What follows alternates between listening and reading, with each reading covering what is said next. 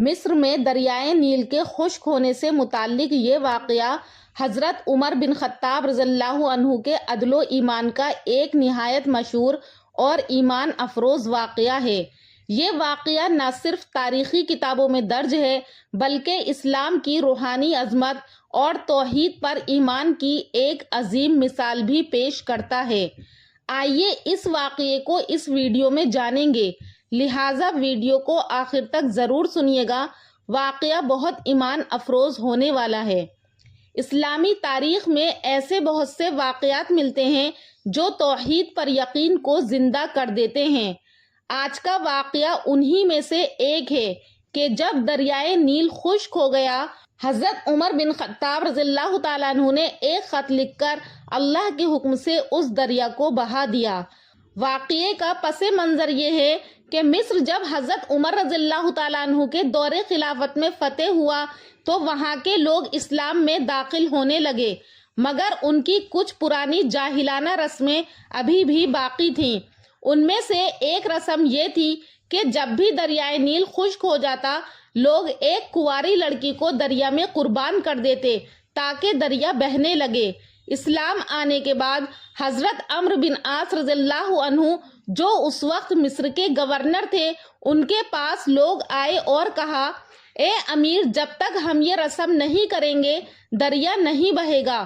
حضرت عمرو بن عاص رضی اللہ تعالیٰ عنہ نے فرمایا، اسلام میں ایسی رسموں کی کوئی جگہ نہیں ہے۔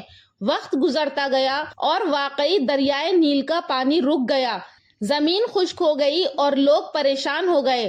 تب حضرت عمرو بن عاص رضی اللہ تعالیٰ عنہ نے امیر المومنین حضرت عمر بن خطاب رضی اللہ تعالیٰ عنہ کو مدینہ منورہ ایک خط لکھا اور ساری صورتحال بیان کی۔ چند دن بعد جواب آیا۔ حضرت عمر نے ایک چھوٹا سا خط بھیجا اور لکھا، یہ خط تم دریائے نیل میں ڈال دینا۔ سب لوگ حیران تھے، آخر ایک خط کیا کر سکتا ہے؟ حضرت عمرو بن عاص رضی اللہ تعالیٰ عنہ نے وہ خط لیا، دریا کے کنارے آئے اور اللہ کا نام لے کر وہ خط پانی میں ڈال دیا۔ خط میں لکھا تھا، بسم اللہ الرحمن الرحیم۔ یہ خط اللہ کے بندے عمر بن خطاب کی طرف سے دریائے نیل کے نام ہے۔ اے نیل، اگر تو اپنے ارادے سے بہتا ہے تو ہم تجھ سے کچھ نہیں چاہتے، لیکن اگر تو اللہ کے حکم سے بہتا ہے تو اے اللہ اسے جاری فرما۔ جیسے ہی خط دریا میں ڈالا گیا، اللہ اکبر، راتوں رات پانی کا بہاؤ بڑھ گیا، دریا اتنا بھر گیا کہ کنارے تک امڑ آیا۔ سب لوگ حیران رہ گئے، ان پر اسلام کی سچائی ظاہر ہو گئی، اور اس کے بعد سے مصر میں کبھی بھی وہ جاہلیت کی رسم نہیں دہرائی گئی۔ یہ واقعہ ہمیں یہ سبق دیتا ہے کہ اللہ کے حکم کے بغیر کچھ بھی نہیں ہوتا۔ نہ دریا بہتے ہیں، نہ ہوائیں چلتی ہیں، نہ بارش برستی ہے، بلکہ سب کچھ اللہ کی اجازت سے ہوتا ہے۔ حضرت عمر رضی اللہ تعالیٰ عنہ نے ہمیں سکھایا کہ ایمان کے ہتھیار سے جہالت اور شرک کی ہر دیوار گرائی جا سکتی ہے۔